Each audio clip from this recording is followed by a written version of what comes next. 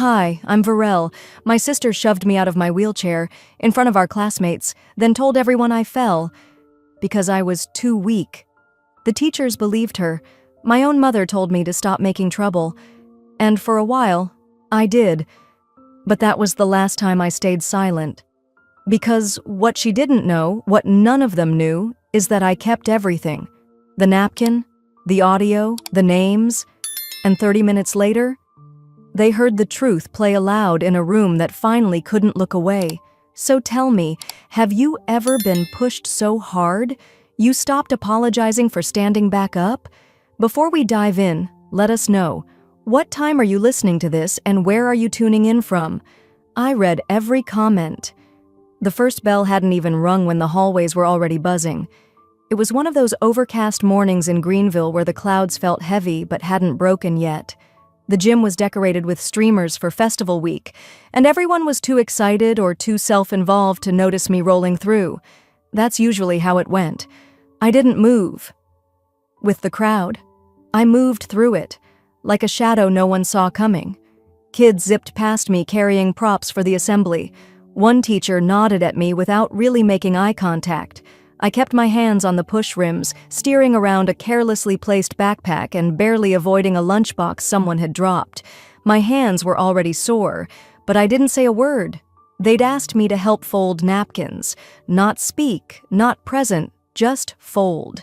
I'd spent all night at the dining table smoothing creases into deep blue fabric, lining them up like they were worth something. They'd called it helping backstage. I called it being sidelined with a smile. I didn't argue. I just folded them tighter. At home that morning, Mom had fussed over Seraphine's hair, brushing it out like she was 5 years old again, cooing about how beautiful she looked on stage. Seraphine soaked it up, of course. That's what she did. She was the rising star, the student council vice president, the older sister who's going places. What they didn't say, but I felt, was that I was just there, a supporting character in her flawless coming-of-age movie. I had been assigned a short closing line for the assembly, just 3 sentences thanking the volunteers. I had practiced it more than I should have, rewritten it until it felt like something I'd say, not something a teacher handed me. But that morning, when I checked the script pinned backstage, my part was gone. Gone. Erased like I'd never been in it. Seraphine was standing nearby, talking to Mr. Keller about lighting cues. She didn't look at me, but I saw the edge of a smirk before she turned away. I held the printout a second longer, then folded it and placed it back exactly where I found it. Peacekeeping. That's what I told myself. It wasn't worth the scene, but something in my chest, it didn't settle. Later, as the students gathered by the theater entrance, the noise around me faded into a low hum. I was waiting for my cue to wheel over near the faculty row when I felt a shift, something subtle but sharp. "Try not to mess things up this time," Seraphine murmured as she passed me, her lips barely moving. She bent down like she was adjusting my footrest, but her hand slid low to the frame behind my wheel, and then with a quick jerk, she pushed. My chair pitched sideways. There was no time to brace. My body tilted hard to the right, and I hit the concrete on my shoulder and hip. Pain flared. So did shame. For a heartbeat, no one said anything. Then came a gasp, then shuffling feet, but no one rushed to help. No one shouted. No one stepped forward. "She fell," Seraphine said loudly, backing away with mock concern. "She does that sometimes. Her arms just give out." That hit harder than the concrete. The lie, clean and confident, landed like a slap. A few students nodded. A few looked at their phones. No one looked at me. Lying there, cheek pressed against the cold cement, I felt something strange. Not just pain, but recognition. Like I'd been here before. And I had. I remembered being 10. We were at the park, and there was this grassy hill behind the playground. Seraphine had been in charge of pushing me that day, and I remember how she laughed as she let go. "Just for a second," she said, "to see what would happen." I'd rolled halfway down that hill, panicked and helpless, and she caught up after, said sorry with her big, fake eyes. I never told Mom. I didn't want to start drama. Now here I was, Different day, different excuse, but the same story. The crowd around me shifted again. A teacher jogged over, Mrs. Easton, out of breath and clearly unsure of what she'd missed. Seraphine was already crouched beside me, helping lift me as if she hadn't been the one to send me down. "You okay?" she asked, loud enough for everyone to hear. I nodded once. I didn't trust my voice. She brushed imaginary dirt off my sleeves and smiled like a good big sister should. Her performance was seamless, an Emmy-worthy display of concern. I was escorted inside. Someone pushed me this time. No one asked what really happened. No one questioned Seraphine. Later that day, while I sat alone in the resource room pretending to work on a class slideshow, my phone buzzed. A text from Mom. "Hope you're okay. Please don't embarrass your sister today. It's a big day for her." I didn't reply. I couldn't decide which part hurt more. The lie, the fall, or the idea that my job was to stay silent for someone else's comfort. That night, I sat on my bed, my wheels locked, the house finally quiet.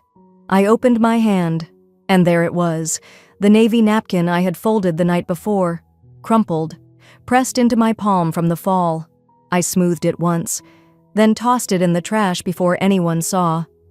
The napkin disappeared beneath the wrappers and receipts, but the weight of it didn't leave my hand. I wheeled myself to the nurse's office without asking permission. No one stopped me. That's the thing about being invisible. They only see you when they need something.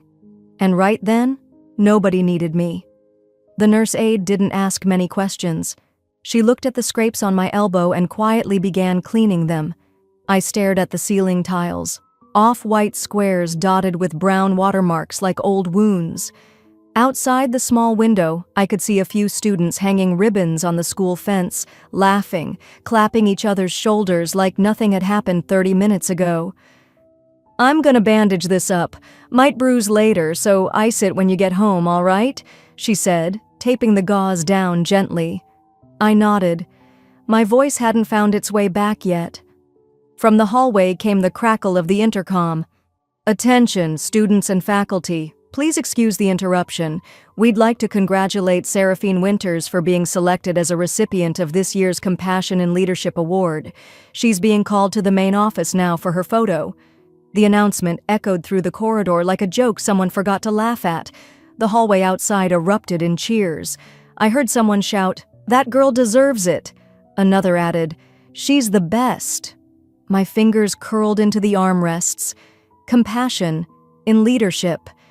My sister shoved me onto the ground and got handed a plaque for it. Twist the knife, smile while you're doing it. That's always been her style. The aide gave me a soft pat on the shoulder, probably thinking I was upset about the fall. "You'll be okay, sweetheart. These things happen." But this didn't just happen. It was planned, performed. I didn't respond. Later, after lunch, I rolled into homeroom. Ms. Hampton stood near her desk, sorting papers. She always wore pencil skirts and red lipstick, like a character from an old courtroom drama. I waited until the last student left, then approached her quietly. "Ms. Hampton?" My voice cracked. I need to tell you something." She looked up, a bit startled. "Sure, Varel. What's going on?" I hesitated. My mouth was dry and the words felt heavier than they should have. "I didn't fall this morning. Seraphine pushed me. She pretended to fix my chair, but she made it tip." Her eyes flickered, not shocked, more calculating. "Oh, well." She looked down, then back up with a tight smile. "I'm sure she didn't mean anything by it. Seraphine would never hurt you." "But she did." Miss Hampton's voice dropped to a hush. "Maybe you just lost balance? These things can feel blurry. It's a big week for the school and tensions are high. Let's not blow something out of proportion, all right?" There it was. Twist S3. A polite way of saying, "Sit back down, don't make trouble." She turned back to her paperwork. I just sat there, staring at her back. Later, I opened my school-issued laptop in the library, drafted an email to the counselor, typed out everything, what happened this morning, what Seraphine had done before, even the deleted line from the ceremony script. I had it all down, every detail, but my thumb hovered over the send button for too long. What if they didn't believe me either? I hit delete. The screen went blank. The silence wasn't just outside me anymore. It was sinking into my bones. Down the hall, music echoed from the gym. It was rehearsal time for the award ceremony. I wasn't scheduled to attend, but I went anyway, slipped in through the side ramp and parked in the shadows near the bleachers. On stage, Seraphine walked confidently across the platform, practicing her smile for the camera. A teacher whispered near the sound booth, "She's such a role model for the younger girls." I wanted to laugh, but it caught somewhere in my throat. She turned, saw me in the corner, and held my gaze for just a second. Then she smiled. A smile that said, "You know what I did. But you won't say a word. Not one hair out of place. Not one crack in her mask." They were applauding the version of her they wanted to see. The one who held doors, who led team meetings, who folded her hands perfectly during assemblies. Not the girl who knew exactly how hard to push before the world looked away. I rested my hand on the armrest of my chair and tightened my grip. Maybe no one else would remember what happened. But I would. And I started by remembering what she did the last time. It wasn't the fall itself that stuck in my memory. It was the way she smiled after. The same smile I saw again yesterday in that gym. Calm, untouchable. That wasn't new. I was 9 when it first happened. We were at a family resort near Lake Martin. My mom had booked the place because of some group discount she got through the church. Seraphine had begged to share the big room with a view of the lake. I got the cot near the window unit that hummed all night. The morning we visited the pool, I stayed on the side like always. I liked the sun, but not the noise. My legs ached that day, I remember that much. I was sipping a juice box, just watching, when Seraphine appeared behind me. "Come closer," she said. "You can dip your feet." I shook my head. "Oh, come on. Don't be such a downer." The next thing I felt was the sudden jolt forward, my chair tipping over the edge, the cold slap of water, my hands flailing before someone finally pulled me out. "She's fine," Seraphine said, laughing like it was a joke gone too far. "She needed to cool off." No one asked me what happened. My mother fussed over my wet clothes and warned me not to get sick. My dad told Seraphine to be more careful. But that was it. That moment didn't just get buried, it got rewritten.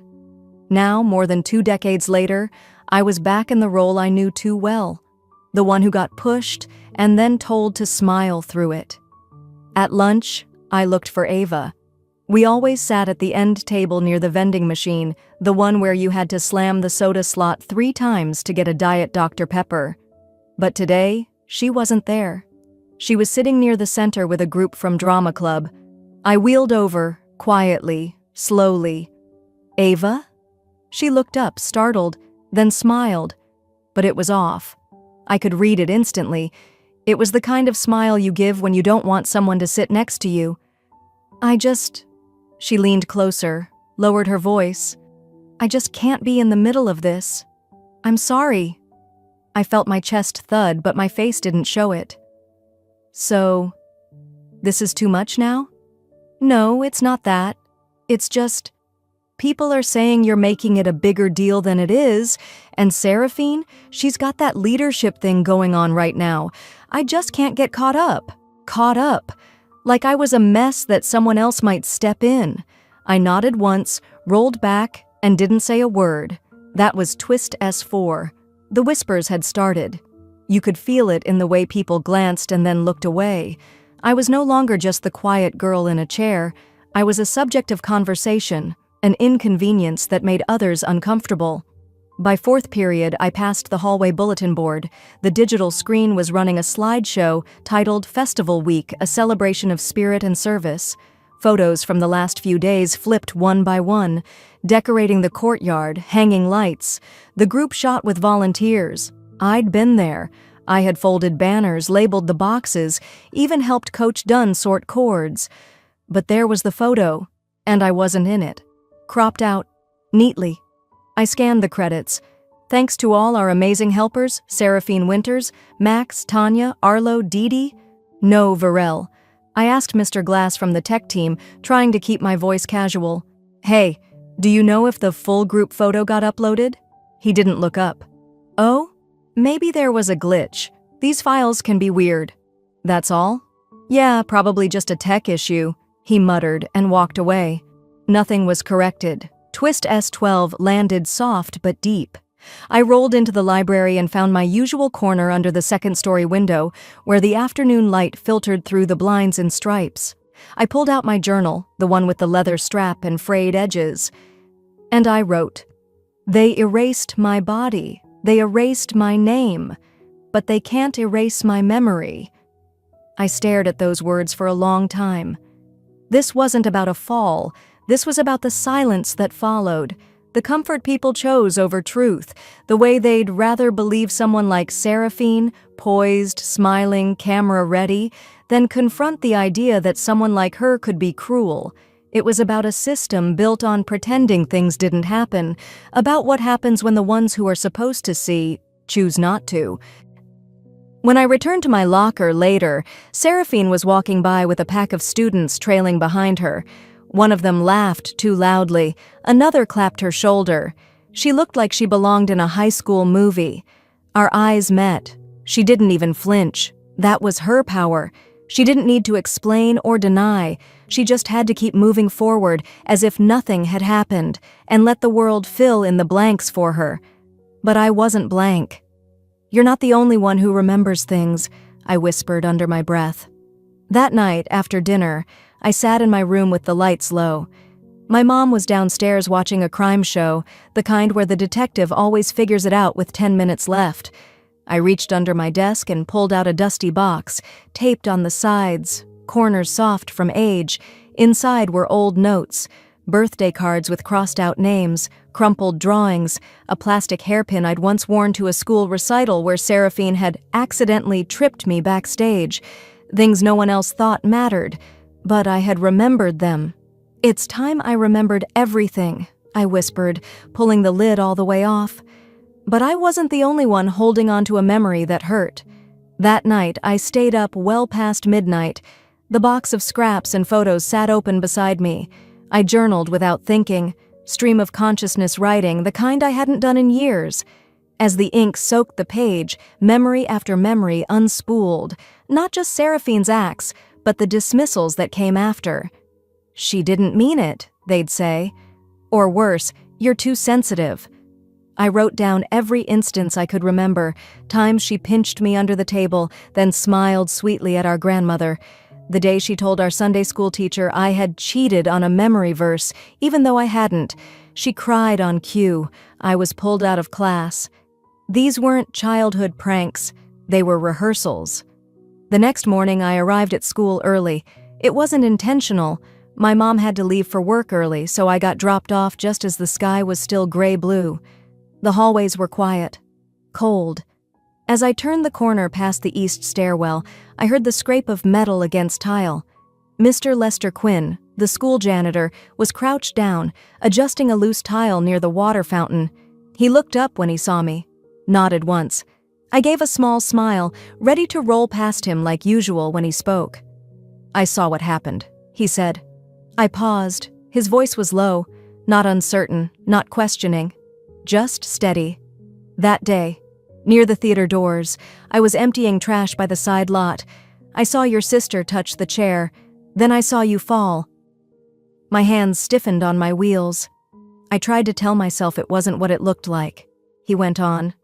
But it wasn't the push that convinced me. It was the way you got back in that chair, like it wasn't the first time. Twist S5 didn't hit me like a blow. It settled into my spine. He stood up slowly, brushing his pants off. "No one's ever asked me what I saw. They never do." I looked at him. He wasn't angry. He wasn't pitying. He was just watching. "Why are you telling me now?" I asked. He shrugged. "You looked like someone who finally needed to hear it." That stayed with me all day. After classes, I went home and tried to distract myself with reruns on TV, but they buzzed in the background like static. I pulled out my phone and scrolled through old photos, Family events, school projects, holidays where Seraphine was always front and center. If I was in the frame, I was usually to the side or blurry. A little after 8 p.m., my phone buzzed. Aunt Mara. I hesitated, then picked up. "Hey, honey," she said warmly. "Just checking in. Your mom mentioned you had a little tumble?" I tried not to sigh. "Yeah, something like that." There was a pause. "She didn't do something again, did she?" I froze. "Wait, what?" Aunt Mara exhaled on the other end. "I probably shouldn't say anything, but when I visited y'all that summer before your 9th birthday, Seraphine told your parents I broke your mom's necklace. I didn't. I'd never touch her things. But your mom believed her. I got sent home early. Why would she do that? She always knew how to cry just right. Make people feel like they had to take her side. You know what I mean?" Yes. God, yes. Twist S10 was like a hidden thread pulled loose. It unraveled more than just one memory. "Sweetheart," Mara added, her voice softer. "She's had this in her for a while. Don't let it twist you into knots." But it already had. After we hung up, I sat alone in the dim kitchen, the hum of the fridge the only sound. This wasn't about one fall. This wasn't even about Seraphine. This was about power, and the way it cloaked itself in charm. About how people didn't want to confront uncomfortable truths if it meant disrupting the stories they liked better. I took out a legal pad from the drawer and started listing names. Daryl Green, publicly called out for cheating on a quiz, even though the teacher later found the grading error. Jasmine Cole, humiliated on stage when her mic was cut halfway through her solo. Rachel Kim, assigned to the alternate debate team despite winning more practice rounds than the lead speaker. Each one of them had been subtly erased, just like me, and each time the room moved on. I wasn't just a victim. I was sitting inside a system that made room for this. At midnight, I opened my laptop. My fingers hovered over the keyboard, then started typing. I created a folder and named it, Things They Won't Talk About. Inside, I opened a fresh doc and titled it, The Fall. I wrote every detail. No embellishments, just truth. The way her fingers touched the back of my chair, the faint sound of rubber tires scraping sidewalk, the gasp from the girl in the hoodie who turned away. I didn't send it, but I saved it, and I read it again, once, twice.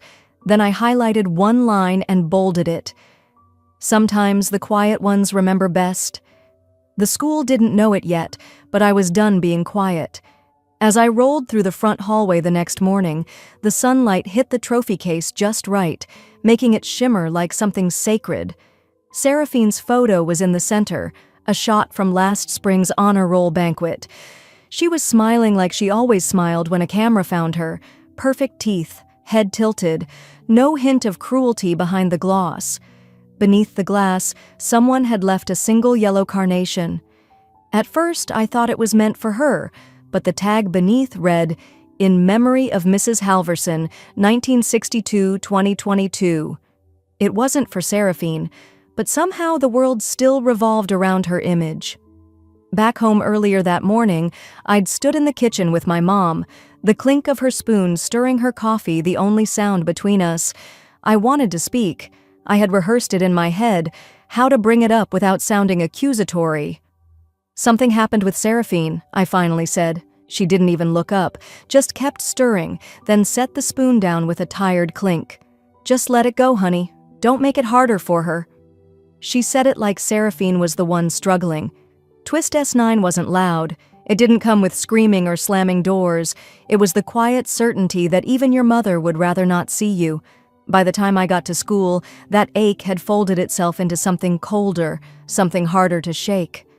The day dragged. In English class, Ava's name was missing from the group project roster. I asked the teacher what happened. "Oh, she's been moved to Ms. Barton's group," she said casually, flipping pages. Apparently she requested it. It shouldn't have hurt, but it did. At lunch, I sat alone. Again. The cafeteria felt louder than usual. Forks clanged, shoes squeaked, trays slammed. Across the room, Ava laughed at something another girl said. She looked over once, briefly, then dropped her gaze to her plate.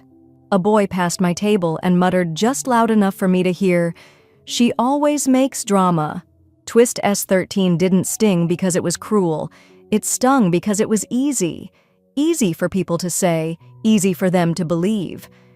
I stayed in the lunchroom longer than I needed to. There was nowhere else I wanted to go. I picked at the edges of my sandwich, trying not to think. Just breathe. When I stood to take my tray, I noticed something tucked underneath it. A napkin, folded once, then again into a shape I recognized. A 4-point pocket fold, the kind I'd made for Seraphine during the festival week setup. My heart stopped. I unfolded it slowly. "You were right. I saw it too. She shoved you." T. Twist S14 hit like a beam of sun through thick fog. Someone else had seen, someone else had known, and they hadn't spoken, not yet, but they were watching, remembering. I looked around the room. I didn't know who T was. It could have been any one of the quiet faces pretending not to glance my way, but I didn't feel entirely alone anymore. I placed the note carefully into my folder. Things they won't talk about. It joined the letter I'd written, the photos I'd started collecting, the screenshots. I wasn't trying to build a case. Not yet. But I was building something.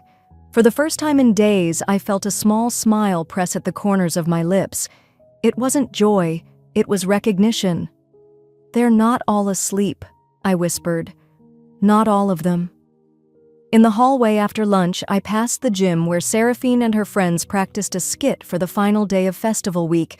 They laughed loud, laughed like nothing had happened. She didn't glance my way this time. She didn't need to. I stopped in the middle of the hallway, rested one hand on the armrest of my chair, and whispered low, "They think I'm too weak. I think they forgot how steel is made." I wasn't planning to speak tomorrow, not with words. After the last bell rang, I wheeled past the janitor's cart and gave Mr. Quinn a quick nod. He didn't say anything, just tapped the side of his cap. He knew I was staying behind. I told the staff I was helping decorate the gym for festival week. In truth, I had other plans. I moved slowly down the quiet hallway toward the auditorium, the wheels of my chair echoing off the locker-lined walls. There was still sunlight pouring in through the high windows, casting long shadows across the floors. The gym was bustling, but I turned the opposite direction, toward the tech booth. Inside the control room above the theater stage, the old mic setup was still plugged in from rehearsal day. The red light on the interface blinked, waiting. I didn't have to guess if it had captured what I hoped it did. I found the recording log, scanned through the timestamps, and selected the file marked Prep Wednesday Drama Club. I hit play. At first it was just chatter, chairs scraping, laughter, voices calling lines. Then, Seraphine. Her voice was unmistakable, smooth, airy, almost amused. "It's not like anyone will believe her," she said, followed by a soft snort. "She's too weak to fight back." I froze. That was it. Twist S6 was cold, sharp, and undeniable. There was no question of interpretation, no way to spin it. No edits, no tricks. It was her voice, her words. I downloaded the file, renamed it Evidence 1. Then I closed the laptop carefully. I stayed still for a long moment, staring at the stage below. My hands weren't trembling, not anymore. The walk, roll, back to my locker was slower, but not because I was stalling. I wanted to breathe this part in, the moment before the mask slips. The hallway was nearly empty now. Only a few scattered sounds of lockers slamming, feet shuffling. Then I saw her, Seraphine. She stood at my locker with her back turned, fumbling with the combination. She didn't expect me to catch her there. When she turned and saw me coming, she jumped slightly, then gave a tight smile. "Oh," she said, holding up my notebook like it was some kind of discovery. "I thought I left my pen in here, from last week?" There were no pens in her hand, just the notebook where I kept sketches of napkin folds, annotations about festival week tasks, and the list of dates I'd started logging every time something like this had happened. Twist S15 wasn't loud either, but this time I didn't freeze. I held her gaze. She blinked first. "Thanks," I said evenly, "but I've already backed it all up." Her smile cracked just slightly. Then she set the notebook down and walked away, arms crossed like the hallway air had suddenly gone cold. I didn't call after her. Didn't need to. That evening at home, I laid everything out across my bed, laptop open to the audio file, journal beside it, sketchbook, screenshots, a list of names, mine wasn't the only one. A classmate mocked for her stutter. A boy excluded from a group project because he used a cane.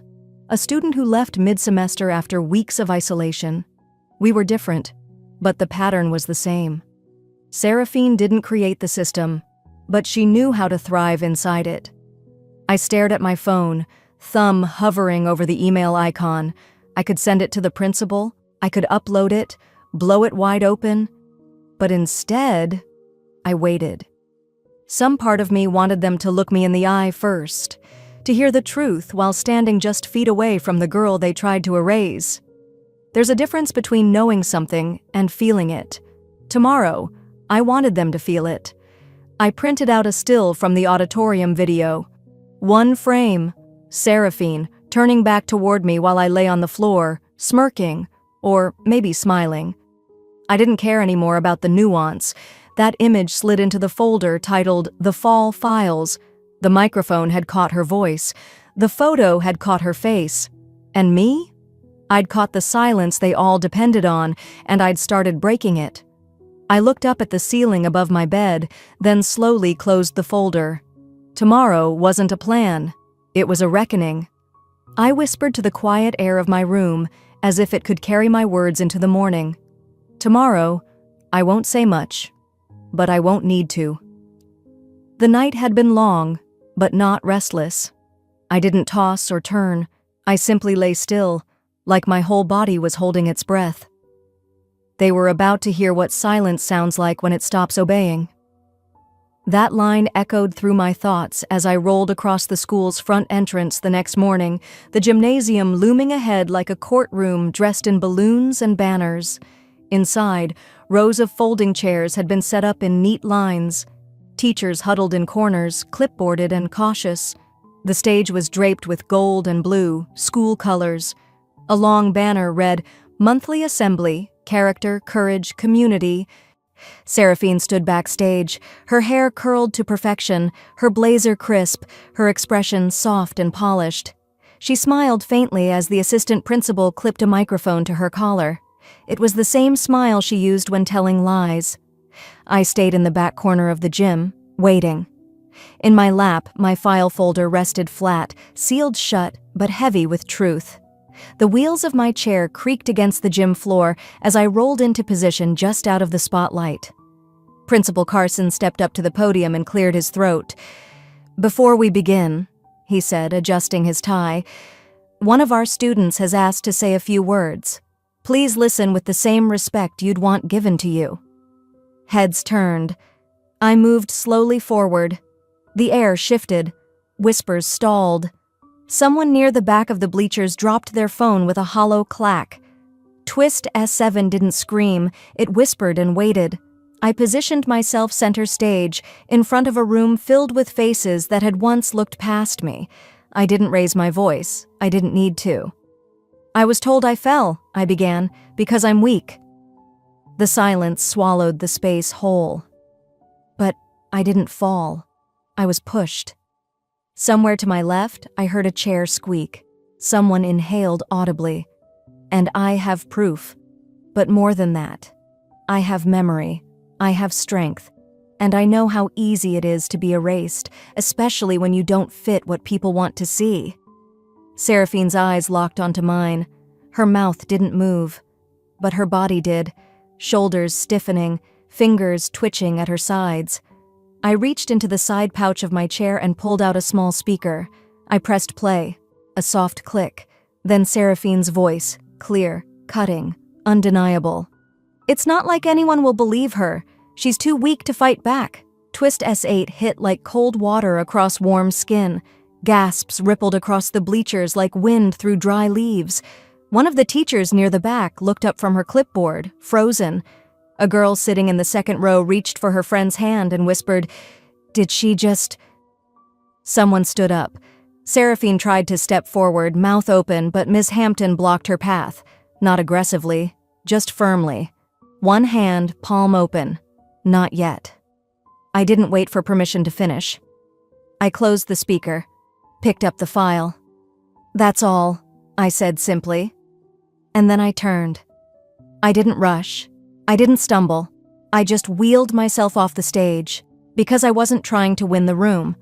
I was trying to remind it what the truth sounds like when you stop begging for it to be believed. At the edge of the hallway, just outside the gym doors, Taylor caught up with me. Their breath came fast, their eyes wide. "You did it," they whispered. "Not yet," I replied. But the silence cracked. That's a start. We didn't say anything else. The noise in the gym behind us grew, no longer structured applause but fragmented voices, confused, alert, some angry, some soft with doubt. As we passed the front office, I could still hear Principal Carson's voice. "Seraphine," he said, low but stern, "we need to talk, now." And he hadn't muted the microphone yet. The whole gym heard it. The hallway outside the principal's office was too quiet, the kind of quiet that wraps itself around your spine and waits. I sat there, my folder balanced on my lap, headphones in but no music playing, just white noise, enough to muffle the rustle of staff walking past, enough to keep me from hearing Seraphine's voice through the walls. I wasn't sure if I wanted to. They'd called me down right after the assembly. I knew it wouldn't be over with just one audio clip, and I knew Seraphine better than anyone. If you cut off her spotlight, she'd just change costumes. Inside the office, muffled voices grew sharper. I could make out a few fragments now, her voice, calm and poised. I don't know what kind of editing software she used, but that audio wasn't real.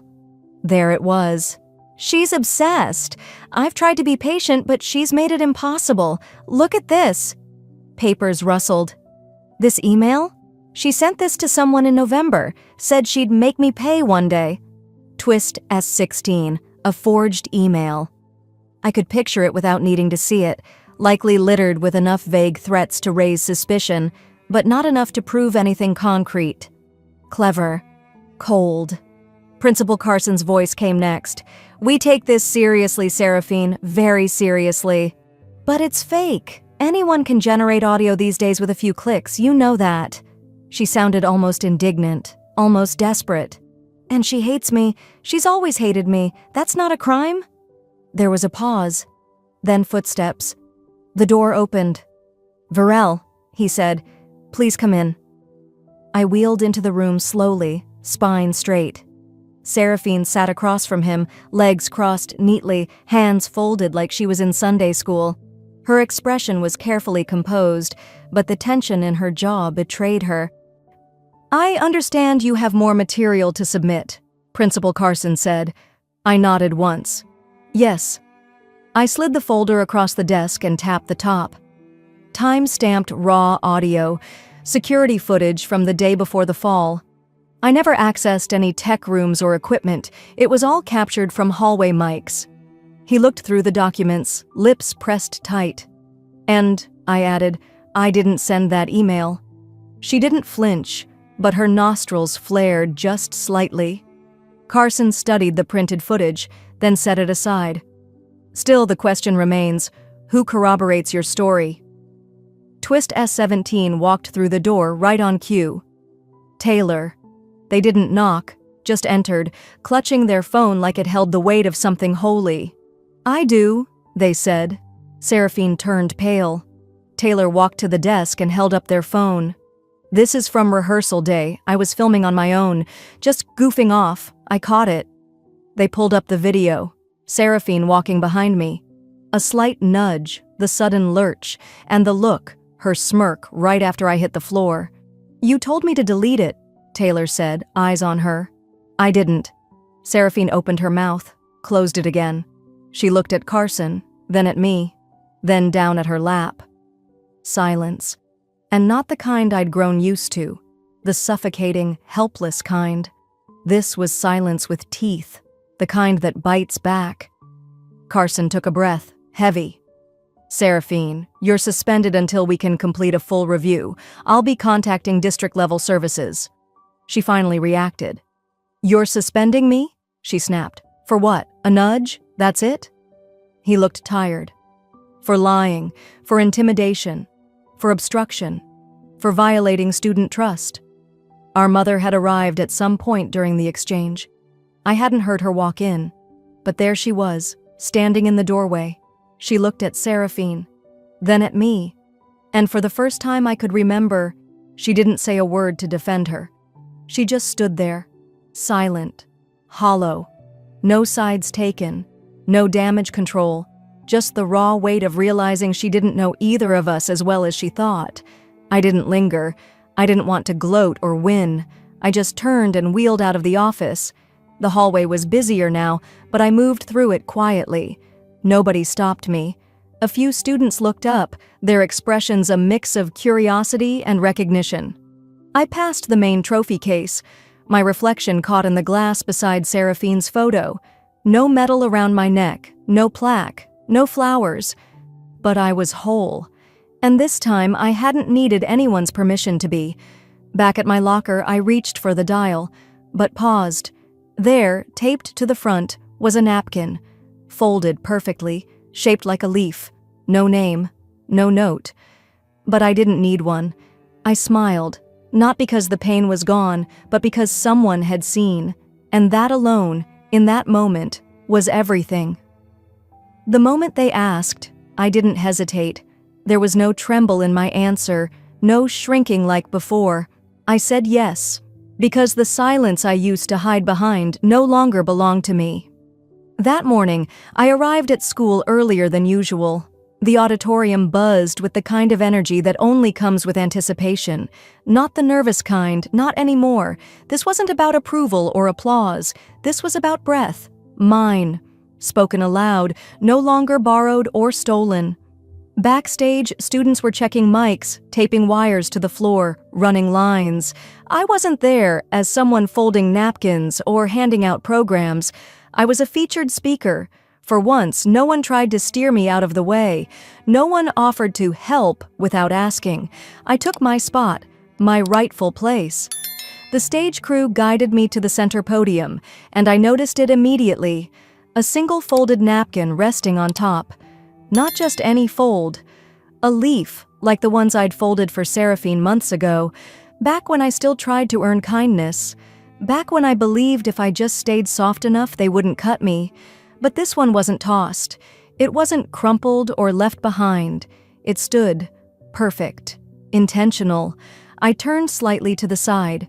Taylor stood off stage, arms crossed, nodding once. Twist S18. No words, just a quiet echo with new meaning. The curtain pulled back. I waited for the rustle to fade, for the crowd to settle, before adjusting the mic. And then I spoke. "My name is Varel. You've seen me. Some of you remember what happened. Some of you don't." I glanced around. The room was packed, every row filled. Students, teachers, parents, some sitting with arms crossed, others already leaning in. But most of you remember the silence. I took a breath, not to steady myself, but to savor it. They said I fell because I was weak, but I didn't fall. I was pushed. I was erased. I was cropped out. I was doubted. And when I spoke, I was told to whisper or stay quiet altogether. I looked toward the front row, where Principal Carson sat next to my mother. She didn't look away. She didn't nod either. She just listened. But strength doesn't always shout. Sometimes it rolls. Sometimes it breaks before it bends. And sometimes it folds napkins no one will use. Sometimes it shows up anyway. My voice didn't rise. I didn't shout. You pushed me, but I didn't fall. I rose, on wheels, on silence, on fire. And then I stopped. For a moment, there was nothing. And then everything. Applause rose, not polite, not forced, not even delayed. It roared, feet stomped, hands clapped. Someone even whistled. But I didn't smile, because I wasn't here for their clapping. I was here for the silence that finally listened. After the event, the hallway felt different, lighter somehow. Students passed me with nods, soft words. One girl, someone I didn't know, touched my shoulder gently. "I needed that," she said, voice cracking. "I've been quiet too long." A few teachers approached. The way they looked at me wasn't rehearsed or patronizing. They saw me, not the chair, me. Seraphine didn't show up, not during, not after. I didn't ask where she was. That wasn't mine to carry anymore. On my way out, I passed the mural by the library. Student voices. They'd added new names since the start of the year. And there it was. Varel. Spelled right, centered, proper, no photo, no spotlight, just a name. And this time, that was enough. Because I didn't need to be celebrated. I just needed to be counted. And I was. They called it a fall. But this was how I rose.